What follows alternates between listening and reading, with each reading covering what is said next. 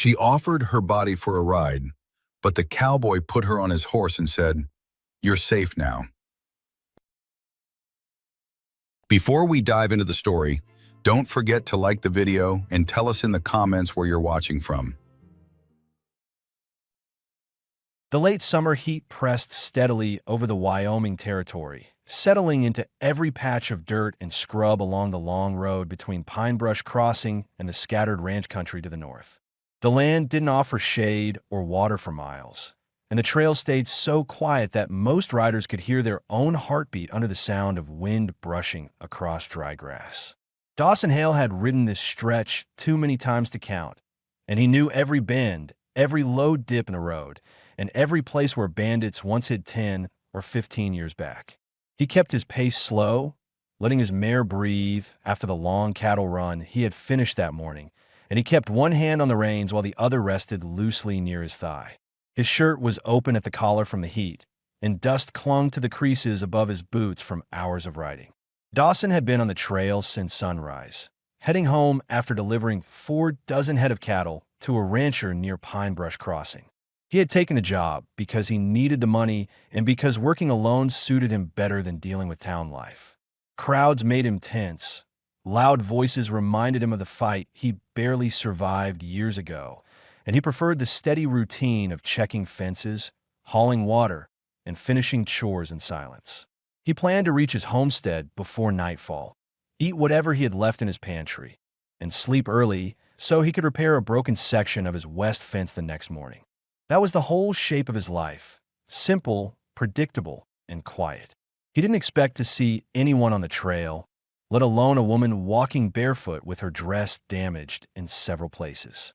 Sadie Grant appeared first as a faint shape in the heat shimmer, her figure moving slowly and unevenly along the dusty road.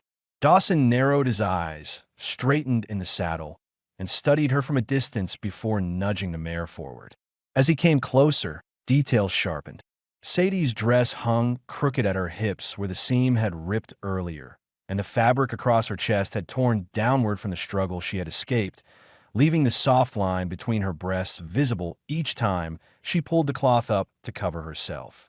Her shoulder was open to the air where the stitching had split, and the dirt on her legs looked thick enough to have come from hours of stumbling.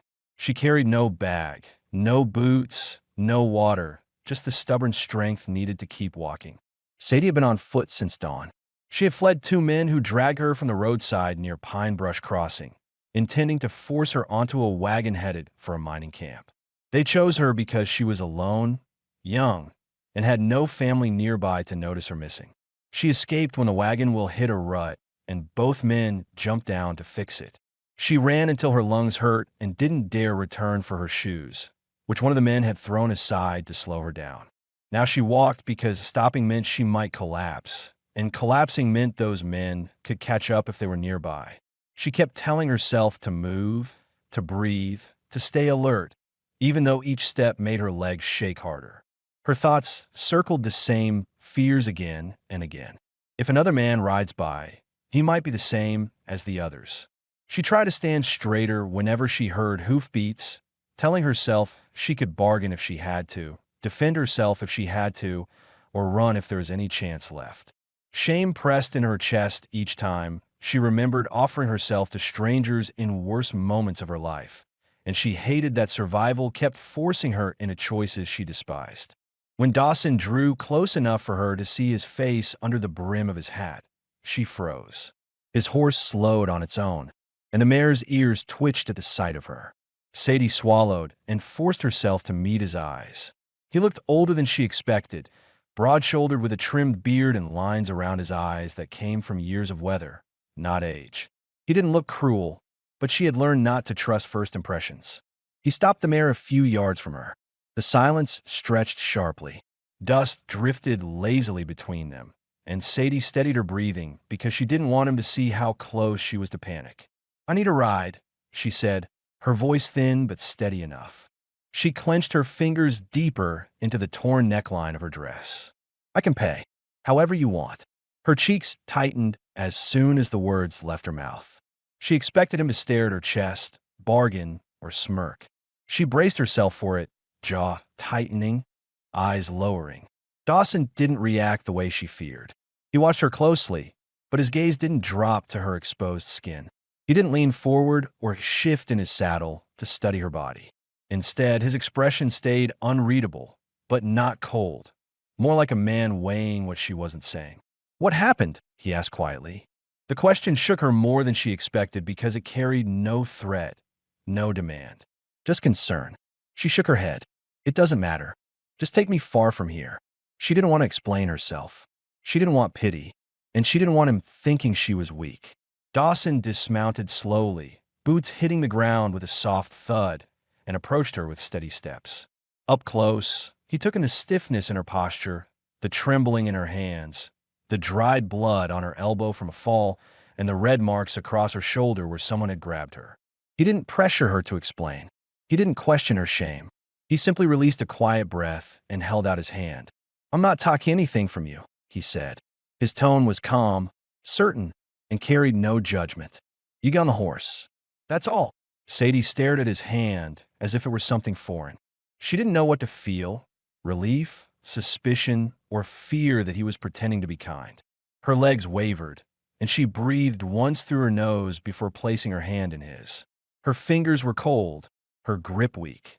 Dawson guided her toward the mare with careful strength, lifting her in a steady motion and helping her settle onto the saddle.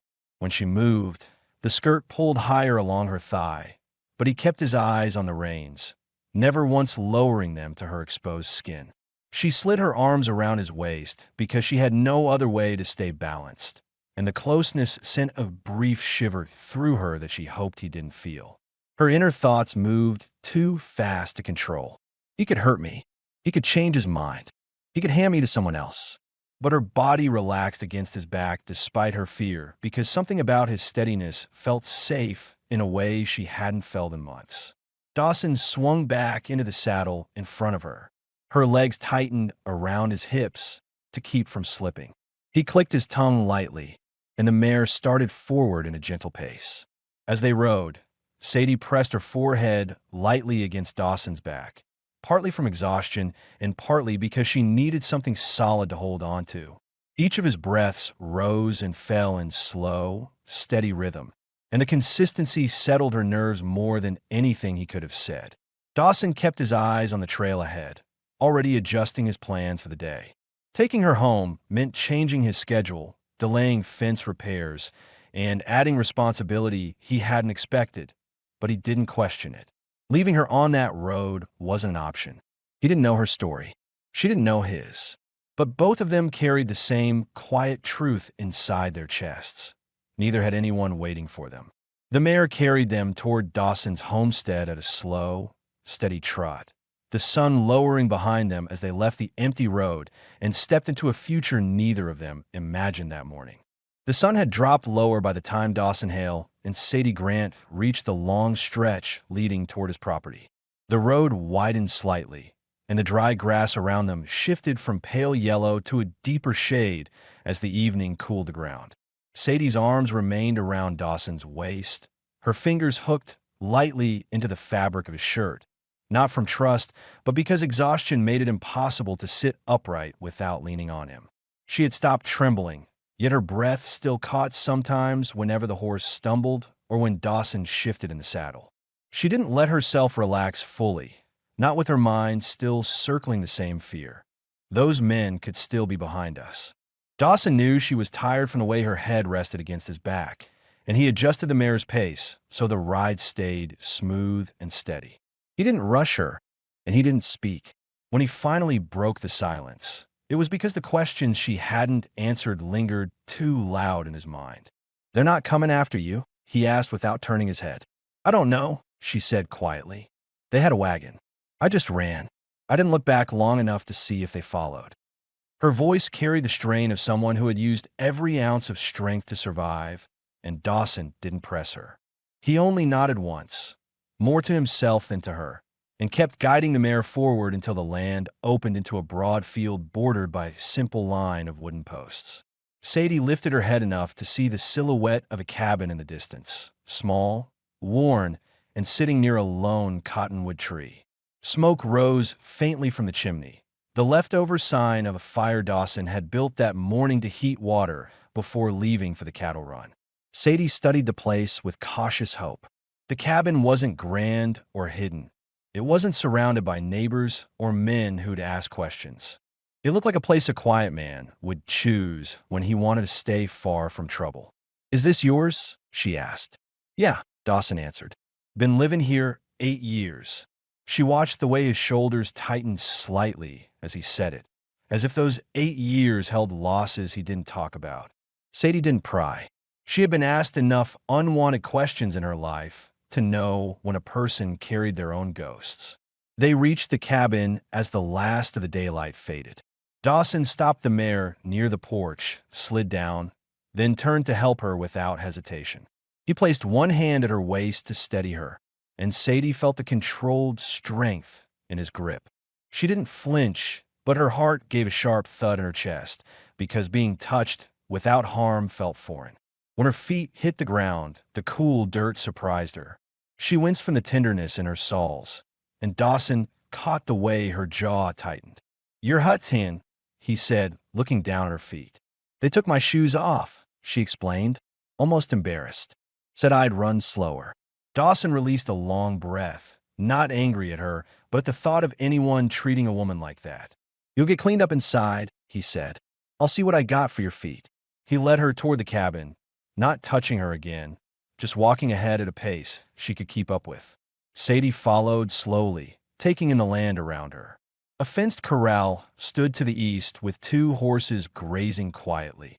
A small shed leaned slightly to one side from years of storms, and a pile of chopped firewood sat near the wall, showing Dawson's habit of preparing ahead for colder months. Inside the cabin, the air held the faint smell of smoke and pine. The space was orderly. Table, 2 chairs, a shelf with tools, a bed neatly made in the corner, a stove with leftover embers glowing faintly. Nothing about the place felt threatening.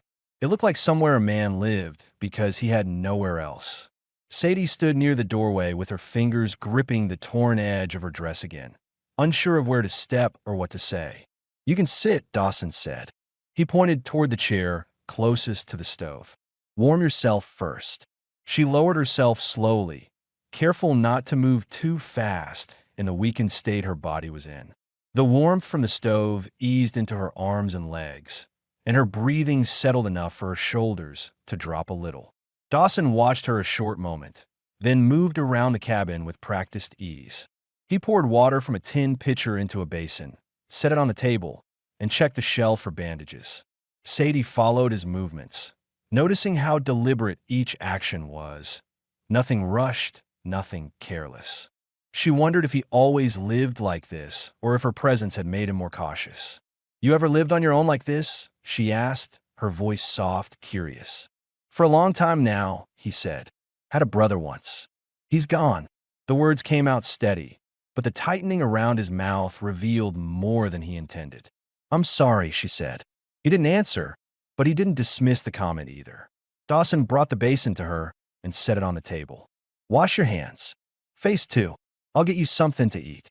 Sadie dipped her hands into the cool water, and the dirt began to loosen from her skin. The moment felt almost startling. Clean water, a quiet room, a man who wasn't trying to take something from her. She blinked slowly, trying to steady the sudden wave of relief that made her throat tighten. She didn't cry. She refused to, not in front of him. But she exhaled with a sound she couldn't stop, and Dawson heard it. "They won't get near this place," he said, firm but calm. "Not while you're here." "Why help me?" she asked after a moment, her voice more honest this time. "You don't know me." He paused while cutting bread, holding the knife still for a few seconds. "Saw someone scared," he said simply. "Figured I wasn't going to ride past it." Sadie didn't know what to say. Not many men she had met lived by rules like that. She looked down at her hands and felt something shift inside her, something like the first step towards safety, even if she didn't fully trust it yet. Dawson placed the bread and a small piece of salted pork on a plate and set it before her. She ate slowly, not wanting to appear desperate, even though hunger clawed at her stomach. Dawson sat across from her, watching the window, checking the fading light outside. "You'll stay tonight," he said. "Tomorrow, We'll talk about what comes next. What if those men come looking for me? She asked, unable to hide her fear. Let him try, Dawson said without raising his voice. They ain't taking you off this land. The way he said it, calm, grounded, certain, pulled a faint, unfamiliar warmth through her chest. For the first time since she escaped, she felt her breath deepen enough to stop shaking. Outside, night settled over the ranch, the sky turning dark blue above the quiet fields. Sadie finished the last bite of bread, wiped her hands, and lifted her eyes toward the man who had changed the course of her day with one simple decision. She didn't know yet what she meant to him. He didn't know yet what she would become in his life. But the door had closed behind them, and neither felt alone tonight. The last light slipped behind the ridge as Sadie Grant finished eating, and the room settled into a quiet that made every small sound clearer.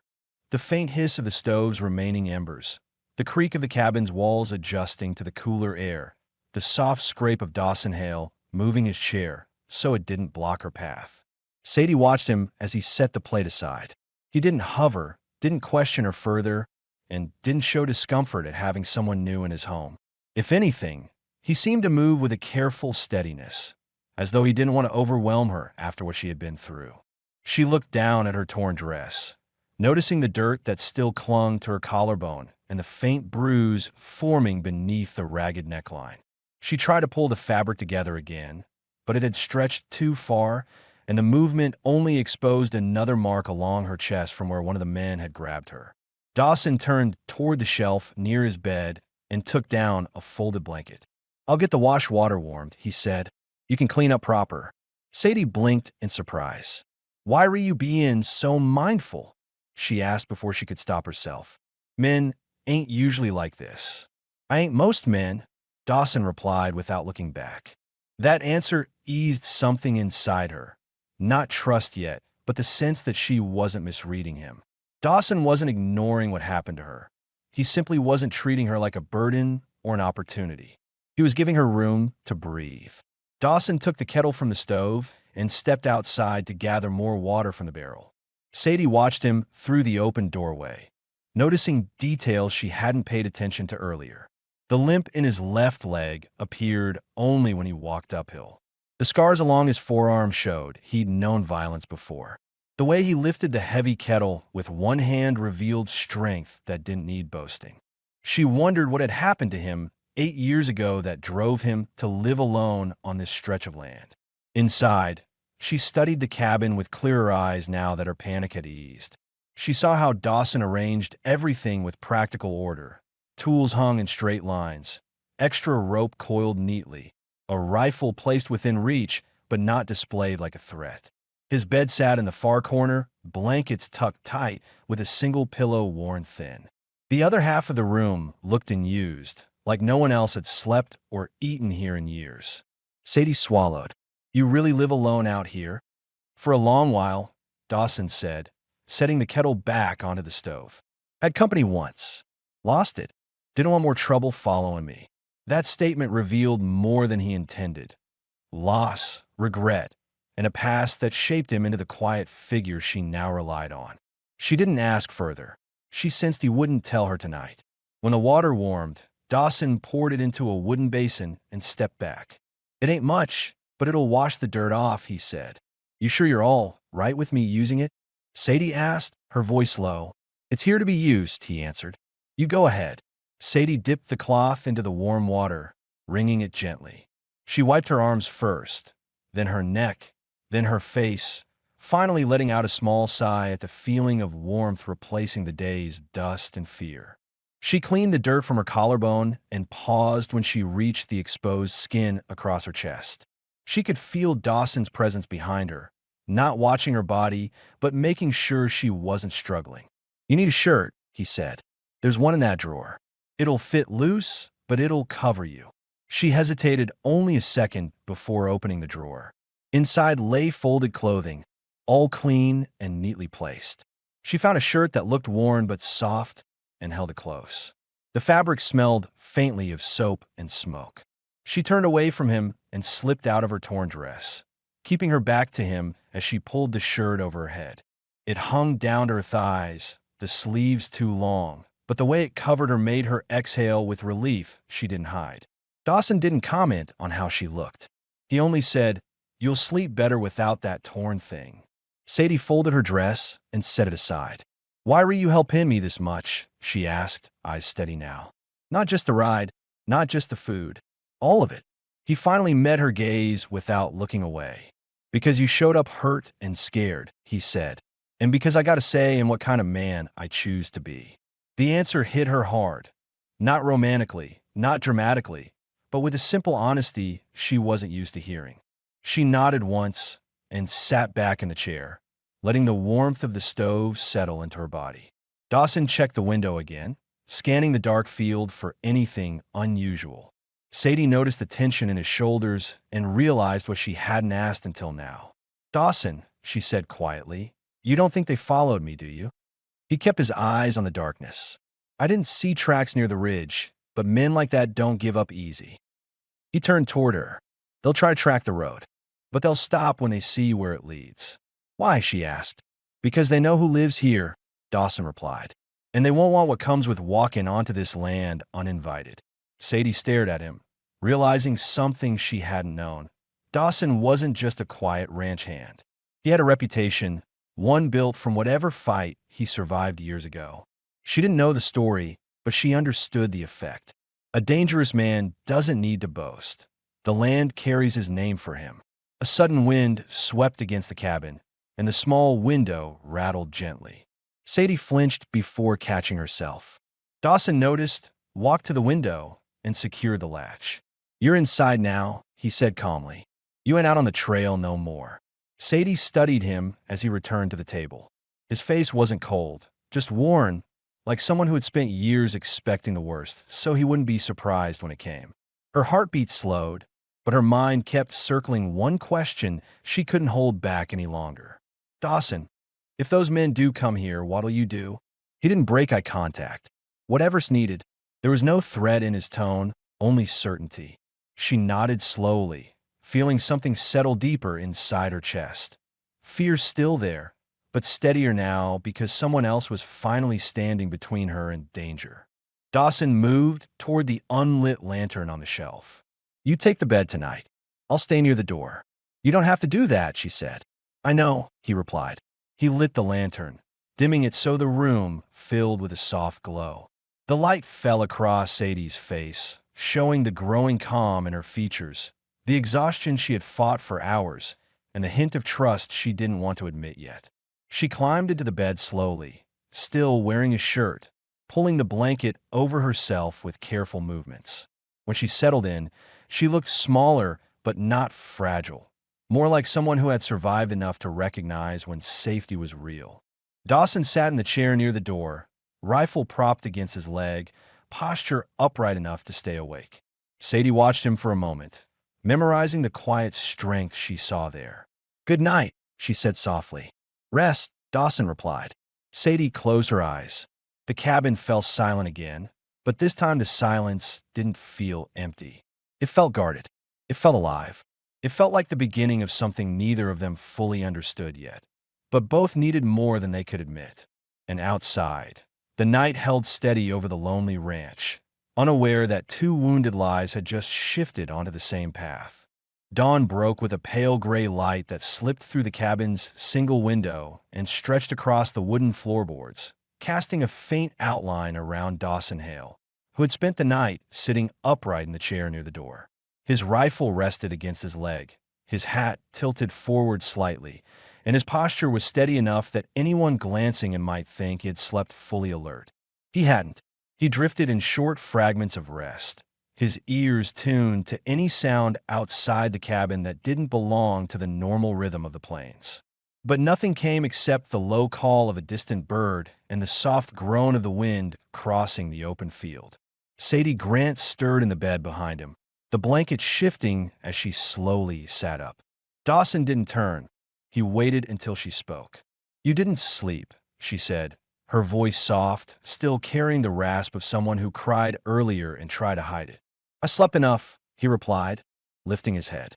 Sadie pulled the blanket around herself, the oversized shirt Dawson had given her brushing against her knees. She blinked at the soft morning light and tried to gather her thoughts. For a moment, she didn't remember where she was, but when she saw Dawson by the door, the memory settled. Yesterday's panic, the ride, the basin of warm water, the clean shirt, the first peaceful sleep she'd had in months. Her eyes drifted toward the window, half expecting to see figures in the yard. "You think they came through the night?" she asked. Dawson finally turned toward her. "If they did, they stayed far from the house." "I would have known." Sadie wasn't convinced. Men like the one she fled didn't always announce themselves. She pulled her legs up slightly, feeling the soreness along her feet and shins. She looked toward Dawson. "Those men, they said they worked for someone. A foreman at the mine, I think. Someone who didn't care how they got women there, long as they filled the wagon. What kind of man does a job like that?" "The kind that don't think they'll ever be stopped," Dawson said flatly. He stood slowly, stretching the stiffness from his leg before moving to light the stove. The simple act filled the room with a low crackling sound and a faint smell of smoke. Sadie watched him as he moved. He didn't rush, didn't speak unnecessarily, and didn't avoid her eyes. "I never thanked you," she finally said. "You don't owe me that," he answered while placing the pan on the stove. "That's not what I meant." She hesitated. "You treated me better than anyone had in a long time." Dawson didn't respond, but the brief pause in his movements showed he heard her. As the fire warmed the pan, Sadie decided on a question that had stayed in her mind since the night before, something she knew listeners would wonder about as much as she did. "Why were you on that trail yesterday?" she asked. Dawson cracked an egg into the pan. "Delivered cattle in pine brush. Always take the long road home." "That can't be the only reason," she said, studying him. "Most men stick to town roads. They don't ride the lonely stretches unless they're avoiding something." He glanced over his shoulder. "You always this straightforward?" She shrugged slightly. "Life taught me to stop guessing." He slid the eggs in the pan. "Fair enough. I take that trail because it's quiet, because no one bothers me out there, and because the other road near the canyon." He paused, jaw tightening. "I lost someone on that stretch. Don't ride it anymore." Sadie nodded slowly, absorbing the new information. Dawson hadn't told her everything. She could see that clearly, but the way he said "lost someone" carried a weight she didn't push against. She understood grief that lived more in silence than in words. Dawson moved around the stove, set bread to warm, and placed 2 tin plates on the table. When he finished, he stepped back, giving her space. "Come eat," he said. Sadie approached the table carefully, wrapping the blanket around her shoulders. She sat down and took a small bite first, testing whether her stomach could handle food after yesterday's fear. The warmth of the eggs steadied her, and she ate with slow, grateful movements. Dawson sat across from her, eating quietly. She cleared her throat. "You asked yesterday if I thought they followed me. I didn't answer fully." "Answer now," Dawson said. "I don't think they were just 2 drunk men acting on their own. They talked like they had orders, like someone pays them to bring women back." Dawson's jaw flexed. "Somebody's making business out of fear." Sadie nodded. "They said the foreman didn't ask how women got there, just that they arrive. They don't care what happens on the road." Dawson leaned back, his expression hardening. "That foreman got a name?" "I only heard Miller," she said. "They said he'll send another wagon soon." Dawson absorbed this quietly. The mine was a long ride from here, farther than most ranchers care to travel, but rumors had floated through the territory for months about labor being forced into the camps. If what Sadie said was true, this wasn't an isolated attack. He looked at her, expression steady. "You ain't going back near that mining road." "Wasn't planning on it," she said. They finished eating, and Dawson stood to clean the plates. Sadie took that moment to ask another question she had held back. "What about me?" she asked. "What happens now?" Dawson rinsed the plates in the basin before answering. "First, I check the land. Make sure no one stepped near the fence line. Then we talk about where you can stay long-term." "Long-term," she repeated. "You ain't walking out of here until you're strong enough. And you ain't leaving if those men are anywhere close. Not until we know you're safe." His certainty caught her off guard. No man had ever spoken about her safety like it mattered. She swallowed. "And after that, that's up to you," he said. Sadie watched him carefully as he stepped outside, the door creaking behind him. She stood, walked to the window, and peeked out. Dawson moved with a strong but cautious stride, scanning the fields and checking the ground for tracks. Sadie pressed her hand lightly to the window frame. Her mind circled new questions, questions she had been too afraid to consider until now. Dawson wasn't a man who lived halfway. He made choices with calm certainty. If he planned to keep her safe, he would do it with everything he had. And yet she knew one thing for certain. Men like the one she escaped wouldn't forget her. They wouldn't let go of what they considered theirs. They'd come eventually. The only unknown was when. When Dawson returned to the cabin a few minutes later, dust on his boots, Sadie faced him. "Did you see anything?" she asked. He shook his head once. "No tracks close by, but we're not talking chances." She stepped closer. "What do you want me to do?" "You stay inside for now," he said, "and you stick close. If trouble shows itself, you let me deal with it." Sadie nodded, but her voice was steady when she spoke again. "What if I want to help?" He studied her a long moment. "We'll figure that out when we need to." The morning settled fully around them, and for the first time since she arrived, Sadie felt a flicker of something she hadn't allowed herself to feel in months: control over her own future. Dawson shifted his weight, watching her with a look she couldn't quite name. "We're not done talking, Sadie," he said, "and there's more I need to know." Whatever came next, neither of them stood alone anymore. The sun had climbed a little higher by the time Dawson Hale stepped back inside the cabin after checking the land, and Sadie Grant was still standing near the window, her fingers resting lightly against the wooden frame as though grounding herself before the day started. She turned when the door closed, searching his expression for any sign of danger he might have noticed outside. Dawson gave a short shake of his head, not dismissive but certain enough to ease the knot in her stomach. "Fence line's clear," he said. "No tracks close enough to worry us yet." "Yet," she repeated quietly, catching the careful way he had phrased it. "We plan ahead," Dawson said. "Not out of fear, just caution." Sadie nodded. She had lived enough life to understand that yet didn't mean safety. It meant time. Time to prepare, time to think, time to rebuild pieces of herself she had been forced to bury. Dawson rested the rifle against the wall and set his hat on a hook. He glanced at her bare feet, still tender from walking miles along the road. "We'll get you boots today," he said. "I bought an old pair from my sister. Might fit if we stuff the toes." That answer stopped her short. Not the boots, but the unexpected detail. "You had a sister?" "Have," he corrected. "But she don't live anywhere near here." Sadie waited, sensing there was more he wasn't saying. "She left after our father died," he continued. "Didn't want this life. Didn't want the quiet or the work or the reminders." Sadie's eyes shifted slightly, absorbing the new information. The listeners would have wondered about it. Why a man like Dawson lived alone for 8 years, what had pushed his remaining family away, and why he stayed when she didn't. "So why did you stay?" Sadie asked gently. Dawson shrugged once, not out of indifference, but because answers came hard to a man who rarely voiced his own reasoning. "I'm not much good anywhere else," he said. "This land, I know it. It don't demand talking. It just needs work." He paused, and I guess I needed that more than anything. Sadie understood that better than she expected.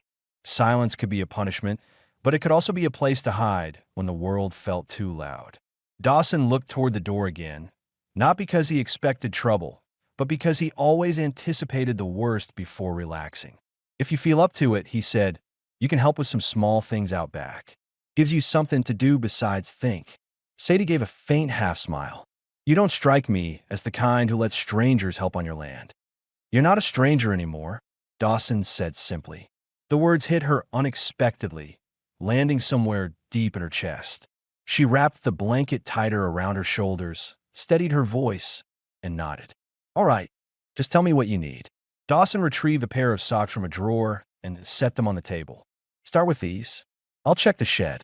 Sadie slid into the socks carefully, wincing only once as the fabric pressed against the tender spots on her feet. The warmth helped, and the simple gesture, him giving up the last pair of decent socks he owned, felt bigger than she wanted to admit. She followed him outside moments later, stepping into the bright morning light. The air smelled of sun-warmed earth, old wood, and the faint lingering smoke from the chimney. Dawson was already at the shed door, opening it with a slow push that made the hinges groan. Inside, the shed was cluttered with tools, rope, a broken saddle, and two large crates pushed into the corner. Sadie stepped in behind him, breathing in the smell of dust and weathered leather. "You'll find boots in that crate," Dawson said, pointing to the one nearest her. "Look through 'em. Pick whatever feels closest." Sadie crouched and opened the crate. Inside were items she hadn't expected: women's clothing, a shawl, a battered pair of boots small enough to fit her, and a faded ribbon folded in the corner. She looked up at him sharply. "You said your sister left," she said carefully. "Why'd she leave her things?" Dawson's shoulders tightened. "She left quick," he said. "Didn't want to stay long enough to pack." Sadie didn't push the subject, but the answer created a new understanding. His sister hadn't drifted away over time. She had fled something painful. Something Dawson didn't want to say out loud. Perhaps he blamed himself. Perhaps he had good reason to. Whatever the story was, it shaped why he kept his distance from folks, why he protected Sadie without question, and why he kept this land the way another man might keep a grave marker. Simple, quiet, and unchanged. Sadie lifted the boots, tested the weight, and slid one on. It was slightly too large, but not enough to cause trouble. "This'll work," she said. Dawson nodded. "Let's get to the chores." They stepped out of the shed and walked into the yard, the morning brightening into clear blue overhead. Dawson handed her a small bucket. "Fill this at the barrel, carry it to the trough." Sadie braced herself. She had done farm work before at her uncle's ranch years ago. She filled the bucket, water sloshing lightly against her leg, and walked it across the yard with steady breaths. Dawson watched her, gauging her strength without making her feel judged. "You handle work better than most," he said. "Hard work ain't new to me," she answered. "Good," he said. "You'll fit fine here." That comment made her pause. "Fit here for how long?" "As long as you need," Dawson replied. Sadie lowered the bucket into the trough, listening to the splash. "You don't even know if I'm trouble." "I know what trouble looks like," Dawson said. "You're not that." Sadie looked at him closely, trying to read whatever he wasn't saying. His eyes held a tension that didn't match the calm tone in his voice. "You think those men were hired to take more women?" she asked suddenly. "Yes," Dawson said, "and I think they've done it before." Sadie's breath caught. "Then it won't end with me." "Probably not," he said, "but we'll deal with that when it comes." "What do you mean we?" she asked. Dawson crossed his arms, studying her with a steady gaze. "You're on my land now. What comes for you comes through me." Sadie felt her throat tighten. Not fear, something else. She wasn't used to someone drawing a line in front of her instead of behind her. Dawson stepped past her toward the barn. "There's another thing we need to talk about," he said. "You didn't run that far in those torn clothes without someone else seeing you. If the men you escaped spoke to anybody in Pine Brush, folks might know you're gone." "You think the town's involved?" she asked, shocked. "I think someone saw you get dragged and didn't step in." Sadie swallowed hard. "That's almost worse." "It is," Dawson agreed. "But it also means we can't rely on the town if we need help." "Then who do we rely on?" she whispered. "Each other," Dawson said. Sadie felt heat rising behind her eyes, but blinked it away. She didn't want tears, not now. Not when the first sense of belonging she'd felt in months was forming slowly, like the first warmth in winter after a long freeze. He opened the barn door and motioned for her to follow. Inside, the light filtered through gaps in the old boards and fell over stacks of hay, the saddle rack, tools lined neatly against the far wall, and the two horses, his mare and a younger gelding, who lifted their heads as the door creaked. "Your new job," Dawson said, "is feed in them each morning. They're like steady hands."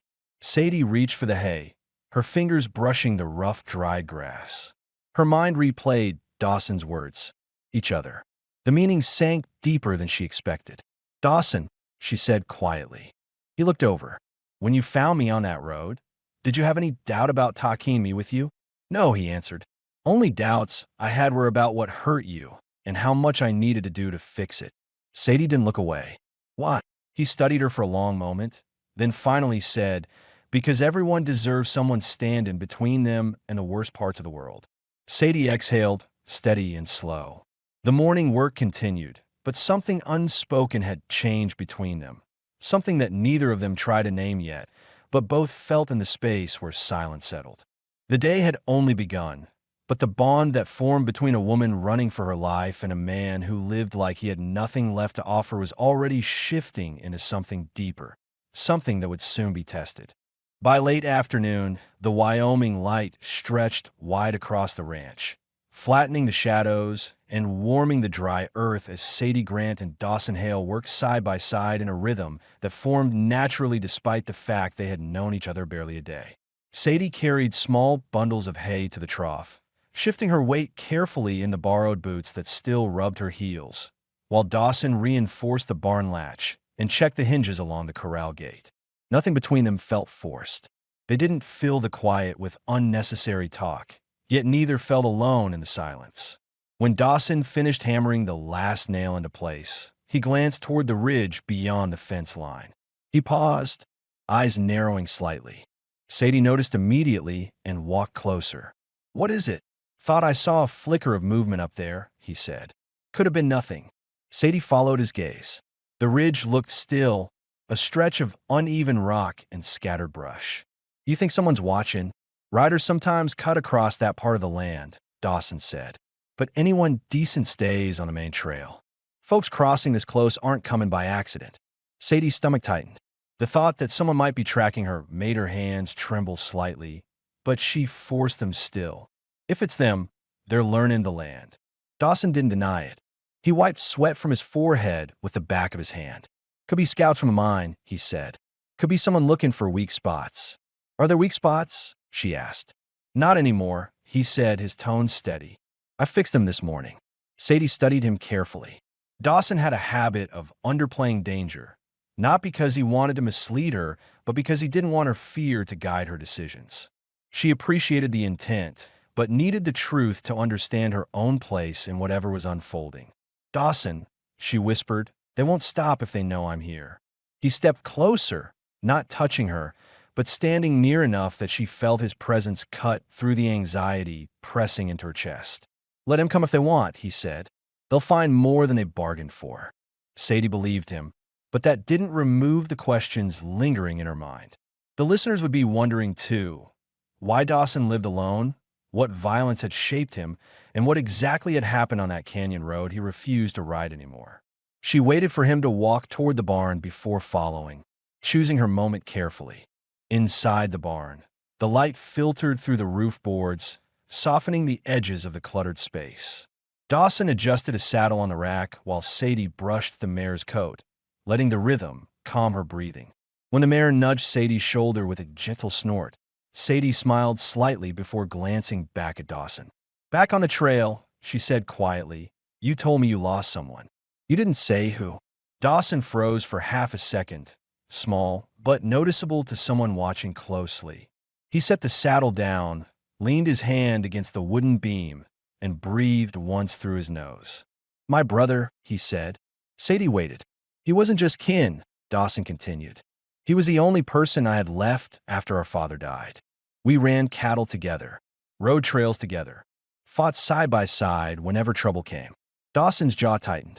"One day, near the canyon pass, we were ambushed. 3 men wanted our horses. We fought, but one of them fired a shotgun. Eli took the hit. His voice didn't crack, but the strain ran under every word. I dragged him off that road, tried to get him home. He didn't make it." Sadie's throat tightened. "And the men?" "Gone," Dawson said. "By the time I got Eli out of there." He looked away. "Folks said I should have chased them, brought them in, but I stayed with him instead." "You chose your brother," Sadie said softly. "I chose wrong," Dawson answered. Sadie stepped closer, lowering the brush. "No, you didn't." He looked at her then, really looked, as if weighing whether to let her words sink in or push them aside. Sadie didn't flinch from his gaze. "He wouldn't have wanted you to die trying to hunt them down," she said. "He'd have wanted you to stay alive." Dawson didn't speak, but something in his expression softened, just slightly, but enough for Sadie to see he let her words reach him. Before either could continue, the mare's ears shot up sharply. Then the gelding in the next stall lifted his head too, nostrils flaring. Sadie stiffened. "What does that mean?" "Means something's close," Dawson said. He walked to the barn door quietly and lifted the latch. Sadie followed behind him, her pulse quickening. Dawson stepped out first, scanning the ridge, the fields, and the tree line with practiced precision. Sadie held her breath. A single rider stood far off, barely more than a silhouette against the horizon, still watching, unmoving. "Is that one of them?" Sadie whispered. "Can't tell from here," Dawson said. "But he knows he's seen." The rider lingered for a long moment before turning his horse and disappearing behind the ridge. Sadie grabbed Dawson's arm, not out of panic, but out of instinct. Why didn't he come closer? Because he wanted to learn something, Dawson said. Not start a fight. What would he have learned? That you're alive, he said, and you're not alone. Sadie swallowed hard. Fear trembled through her, but something else rose alongside it. Anger. For months she had been running, hiding, shrinking herself so she wouldn't be noticed. Standing beside Dawson, watching that figure disappear, she felt something she hadn't felt in a long time. Resolve. "We can't wait," she said quietly. "We can't pretend they won't come back." "I know," Dawson said. "So what do we do?" she asked. "We prepare," Dawson answered. "And you stay where I can see you." Sadie didn't argue. She understood. Even if the words carried an intimacy she wasn't prepared for. She stepped back into the barn with him, her mind racing through the questions she had tried to ignore earlier. "Dawson," she said, "if this turns into a fight, what happens to me?" "You survive," he said without hesitation. "And you?" she pushed. He paused, just long enough for her to catch it. "I'll be fine," he said. "Been through worse." Sadie didn't believe that entirely, but she didn't press him. The weight in his tone held the truth. He had already decided he'd take the first blow if it came to that. They finished the barn work in silence, both moving more carefully now, like people expecting a warning at any moment. When Dawson closed the barn door, Sadie stepped beside him. "You didn't ask what I lost," she said. Back at the table. "You asked about the men, but not about everything before." "Didn't want to push," Dawson said. "Ask me now," Sadie whispered. Dawson turned fully toward her, waiting. Sadie steadied her breath. "My mother died when I was 17. My uncle took me in, but he wasn't kind. He wanted me married off to one of his friends, a man older than him. I ran. I went from place to place, doing whatever I could to stay alive. Half the time, I didn't choose where I ended up. That mining wagon was just the latest place I was trapped." Dawson's expression didn't change, but a deep understanding settled between them. A human recognition of two different pain paths intersecting at the same fragile moment. He didn't say he was sorry. He didn't offer comfort she didn't ask for. He simply stood there with her, steady and present. "Sadie," he said quietly, "nothing that happened before decides what you get now." She blinked, breath catching. "And what do I get now?" she asked. "A chance," Dawson said. "A place that ain't trying to break you." Sadie looked at him, the barn quiet behind them, the sun lowering across the open land. She felt something shift inside her, small, careful, but real. Dawson stepped past her toward the cabin. "Come on," he said. "We need to talk about defenses." She followed, but her mind didn't focus on defenses first. Her mind focused on him, the man who kept choosing to stand between her and the darkness she thought she'd never escape. And for the first time since she arrived, she wondered whether staying here wasn't just survival. Maybe it was the beginning of belonging. By the time Dawson Hale and Sadie Grant stepped back inside the cabin, the sun had dipped low enough to paint the horizon in dull orange, leaving the land in a strange half-light that made every shadow look sharper. Dawson shut the door firmly, checked the latch twice, and moved to the window with the same watchful attention he had shown earlier. Sadie stood near the table, her arms folded lightly across her middle as she waited for him to speak. "What did that rider want?" she asked. "Scouting," Dawson answered, pulling the curtain halfway. He wasn't guessing. He was confirming. "Someone told him to ride this way." "Then they are looking for me," she whispered. "Yes," Dawson said, turning to face her. "And they know where you are now." Sadie swallowed hard. Fear passed through her quickly, then settled into something steadier. "How long do you think until they come?" "Could be tonight," Dawson said. "Could be 2 days. Depends on how many they got." He paused. "Depends on how scared they are of riding onto my land." Sadie stepped closer. "Why would they be scared? You're one man." Dawson didn't answer right away. Instead, he walked toward the shelf near his bed and pulled down a heavy wooden box she hadn't noticed earlier. He set it on the table and opened the lid. Inside were two revolvers, oiled and well-maintained, and a small box of ammunition. Sadie stared at the weapons, the realization hitting her that Dawson had prepared long before she ever arrived. "You were expecting trouble?" she asked. "No," Dawson said as he checked the cylinder of the first gun. "But trouble's visited me enough times that I learned to keep things ready." Sadie studied the quiet way he loaded the revolver, the practiced method of someone who didn't want to fight but had survived enough fights to take them seriously. A question formed in her mind, one listeners would wonder too, and she asked it before she could overthink it. "You ever kill a man?" Dawson's hands stopped just long enough to show the answer was not simple. "I didn't want to," he said, "but I have." Sadie waited for more. "Years back," he continued, "before Eli died, we fought off rustlers near the canyon. They didn't plan on leaving witnesses. We didn't plan on dying. One didn't walk away." Sadie exhaled slowly. The revelation didn't frighten her as much as she thought it would. If anything, it clarified the quiet depth inside him. The way he moved, the way he watched the ridge, the way he didn't talk about danger unless it was real. "And if they come here," she asked. "I'll do what needs doing," Dawson said. Sadie lowered her gaze, understanding the reality of his promise. This wasn't about heroics. It was survival, pure and unromantic, shaped by a harsh land and harder experiences. "Tell me what I need to do," she said. Dawson didn't expect that answer. He straightened slightly, studying her face as if testing whether she was speaking from fear or resolve. When he saw neither wavering nor panic in her eyes, he nodded. "You stay behind me," he said. "You don't run outside unless I tell you. And you don't pick up a gun unless you absolutely have to." Sadie stepped closer. "If you get hurt." "I won't," he cut in. "You can't know that." "I can handle it," he said. Sadie wasn't satisfied. "If they come, I'm not hiding in a corner pretending I don't exist." Dawson looked at her with a firmness that wasn't anger, but something bordering on protectiveness that ran deeper than she expected. "If something happens to me," he said quietly, "you take the second gun. You get on my mare. You ride east toward the creek. You don't look back." "I'm not leaving you," she whispered. "You will if you have to," he insisted. Sadie lifted her chin. "No, I won't."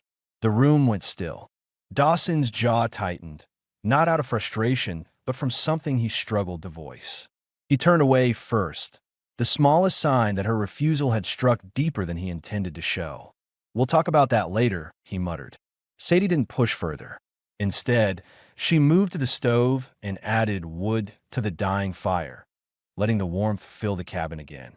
She tried to steady her breathing, but thoughts kept circling. What the rider had seen, when the men might return, whether Dawson's past would catch up with them faster than they expected. While she worked, Dawson stepped outside again to check the yard one last time. Sadie followed after a moment, stopping on the porch. She noticed that Dawson didn't just look for riders. He counted distances, tested the ground with his boot, and mentally mapped out where he'd stand if he needed cover. She watched his careful, quiet preparation and felt something she didn't expect, a strange sense of safety rather than fear. "Dawson," she called softly. He turned, the last of the daylight catching the side of his face. "You said earlier, nothing that happened before decides what I get now." She paused. "What do you get now?" For the first time, Dawson hesitated, not a pause of caution, but of honesty. "I don't know," he said. "Didn't think that far ahead." Sadie descended the porch steps and walked toward him slowly, stopping only a foot away. "Maybe you should." Dawson's throat worked as he swallowed. The air between them changed. Not heavy, not rushed, but aware. Sadie didn't reach for him, but she stepped close enough that he could feel the steady warmth of her breath. "You think I'll pay me ends when those men stop coming?" she asked. "I don't know what comes next," Dawson admitted. "Then learn," she said quietly. He exhaled sharply, not irritated, overwhelmed. No woman had spoken to him like that in years, not with challenge, not with sincerity. As the last line of sunlight faded behind the ridge, Sadie reached out and lightly touched Dawson's arm. Her fingers were soft, the gesture brief, but it sent a jolt through him all the same. "I trust you," she whispered. More than I thought I could trust anyone again. Dawson didn't step back. He didn't shut down. Instead, he placed his hand over hers with deliberate gentleness, his rough palm warm against her skin. "You're safe here," he said, voice low. Sadie met his eyes. Not just safe. Seen. That broke something open in him he wasn't ready for. But instead of pulling away, Dawson leaned closer, slow, breath measured, giving her every chance to move. She didn't. Her hand lifted slightly, brushing his shirt at the collar. Their lips met, soft, tentative, slow, and the world around them disappeared into the quiet hum of shared breath and the faint stir of wind across the yard. Dawson's hand moved to the side of her waist, steadying her as if afraid she'd sway. Sadie leaned into him with a fragile certainty she hadn't felt since childhood, her heart pounding in a rhythm she couldn't control. When they finally pulled back, neither spoke at first. Sadie's voice trembled when she whispered, "What now?" Dawson looked toward the ridge, then back at her. "Now," he said, "we get ready." Their moment wasn't overpowered by fear, it was shaped by it. Two wounded people standing in the dusk, choosing closeness despite the danger, crawling closer from the ridge. And though neither said it out loud, they both understood the same truth. Something had changed between them. Something that no threat, no mining foreman, and no rider on the ridge could undo. Night settled fully across the Wyoming plain, the darkness thick enough that the ridge to the west disappeared into a single black line. Dawson Hale stood outside the cabin with a lantern lowered to half light. Not enough to draw attention, but enough to see Sadie Grant's face as she stepped out behind him. The warmth from their kiss still lingered between them, quiet and steady, but neither spoke of it now. Both understood the moment had shifted naturally into something heavier, something approaching fast from the ridge. Sadie wrapped Dawson's shirt tighter around herself, her breath forming a faint cloud in the cooling air. "Do you want me inside?" she asked. "I want you close," Dawson said, scanning the land with slow precision. "But not in the open if things turn bad." Sadie didn't argue. She knew better than to downplay danger. Instead, she stepped to the porch railing and looked out over the field. The silence felt too deep, too purposeful, like the land was holding its breath. "What did you see earlier when the rider left?" Sadie asked. "A signal," Dawson said. "He wasn't looking for us alone. He was marking the trail so others could follow without making noise."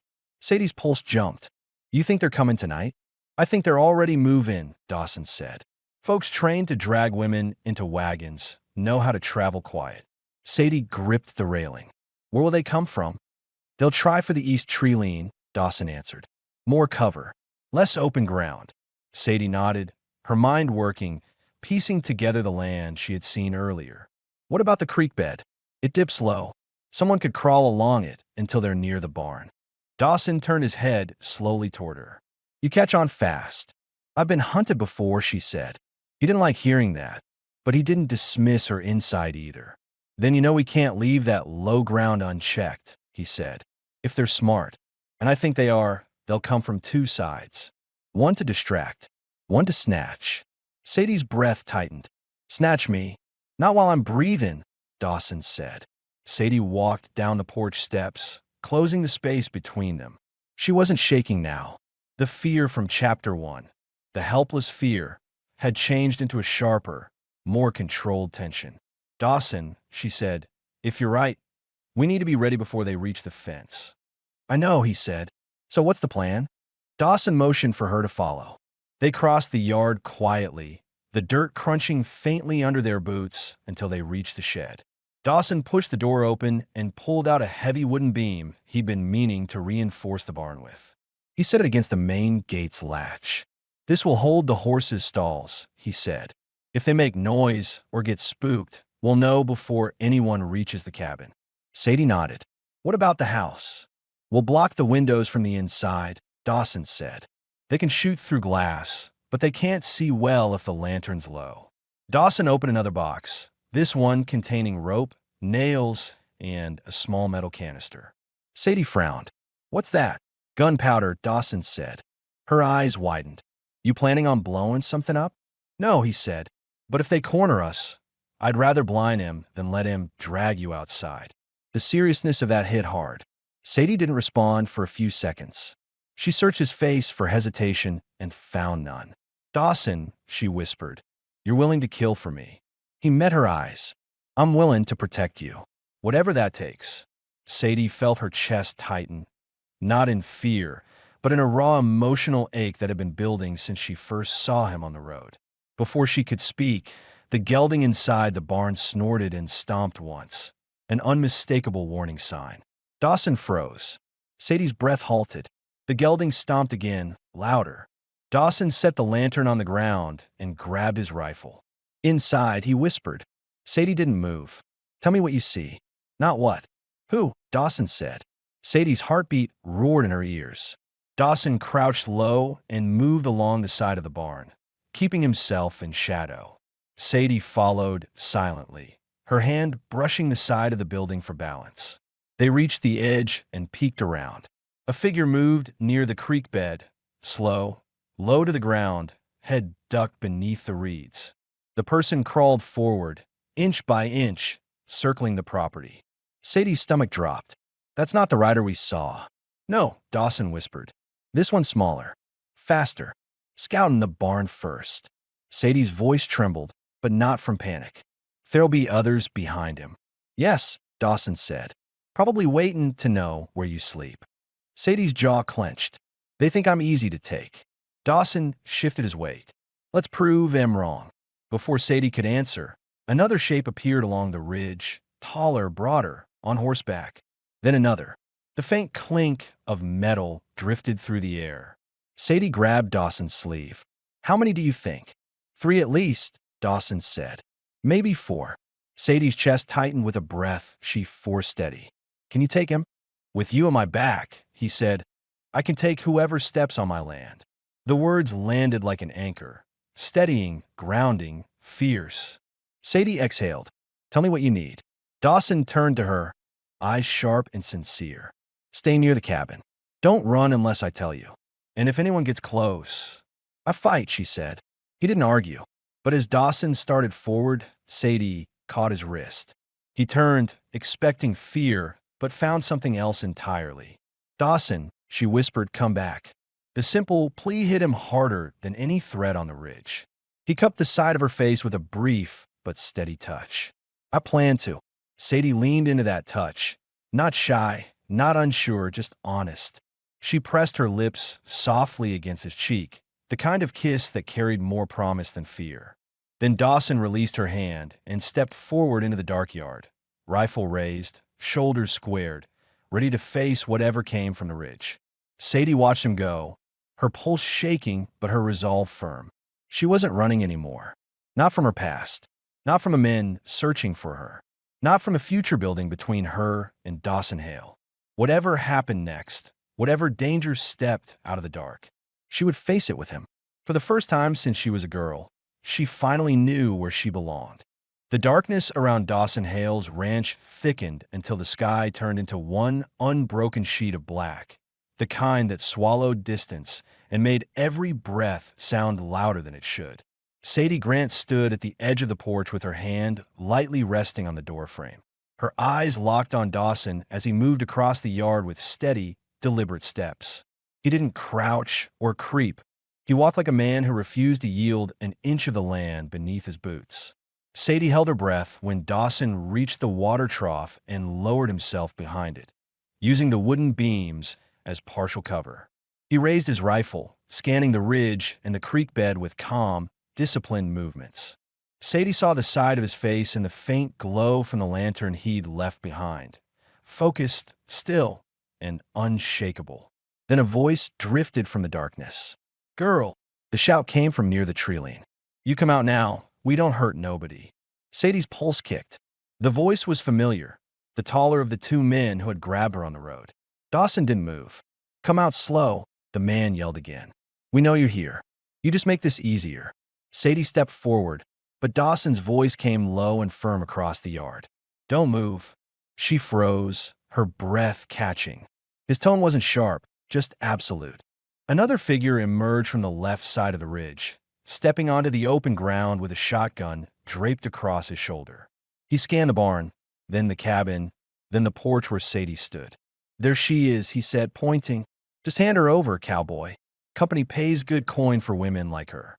Dawson rose from behind the trough, not fast, not threatening, but in a way that made his presence impossible to ignore. He stepped into the open, rifle pointed downward but ready. "She ain't yours," Dawson said. "Turn around." The man on the ridge laughed. "She's the foreman's now. And you're just some fool living alone on dirt he could buy outright if he wanted." Sadie saw a second man creeping from the creek bed behind the barn. This one the smaller scout they saw earlier. He was trying to circle the cabin. "Dawson," she whispered sharply, "behind you." He didn't turn.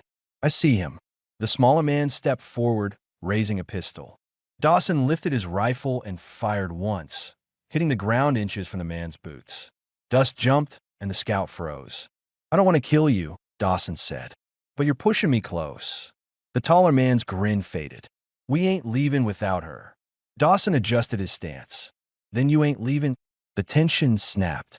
The scout lunged toward the barn for cover, and Dawson fired again, this time hitting the wood post beside the man's hand. The pistol clattered to the ground. A third rider, previously hidden in the shadow of the ridge, charged forward on horseback, trying to circle behind Dawson. Sadie didn't think, she acted.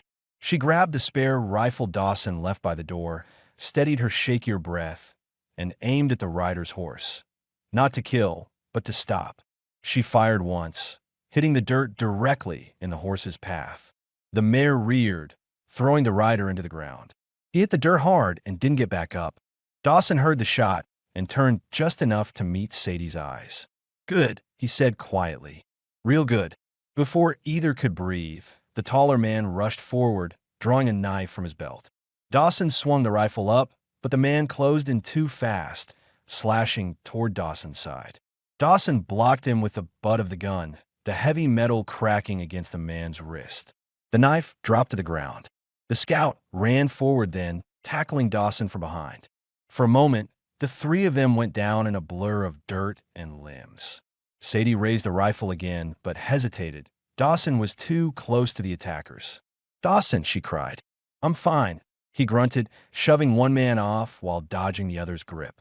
Sadie didn't stay still. She ran toward them, boots thudding, breath breaking, fear forgotten. She reached the dropped knife, grabbed it in both hands, and held it outward. "Stop," she yelled. The scout turned toward her, eyes narrowing. He lunged, thinking she had no strength behind her stance. He was wrong. Sadie lifted the knife and slashed once across his forearm. Not deep, but enough to send him stumbling back with a howl. Dawson used the moment to ram his shoulder into the taller man's chest, sending him crashing into the dirt.